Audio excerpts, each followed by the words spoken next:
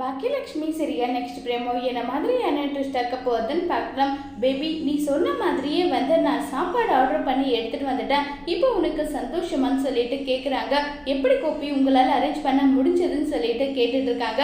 கோபி எதுவும் சொல்லாம ஒருவேளை இந்த விஷயம் தெரிஞ்சா அவ்வளோதான், நம்மளை இவ பேய் ஓட்டிடுவான். அதனால இந்த விஷயத்த நம்ம சொல்லாம மறைச்சிடலான்னு சொல்லிட்டு கோபி முடிவு பண்ணிட்டு, அதெல்லாம் ஒரு விஷயமா, இதுக்கு எதுக்காக இவ்வளோ ரிஸ்க் எடுக்கணும்னு சொல்லிட்டு தான் நான் இப்படி பண்ணேன்னு சொல்றாங்க. சாப்பாடு எல்லாமே அவ்வளோ சூப்பரா செம டேஸ்ட்னு சொல்லிட்டு பயங்கரமா ரொம்பவே சந்தோஷமா பேசிக்கிட்டு இருக்காங்க. இதை கேட்டதுமே நம்ம கோபி விஷயம் தெரிஞ்சா என்ன பண்ண இருக்காலோ தெரியல, தெரியாத மாதிரி நம்ம மேனேஜ் பண்ணிக்கலாம்னு சொல்லிட்டு அங்கிருந்து கோபியும் கிளம்பி போயிடுறாங்க.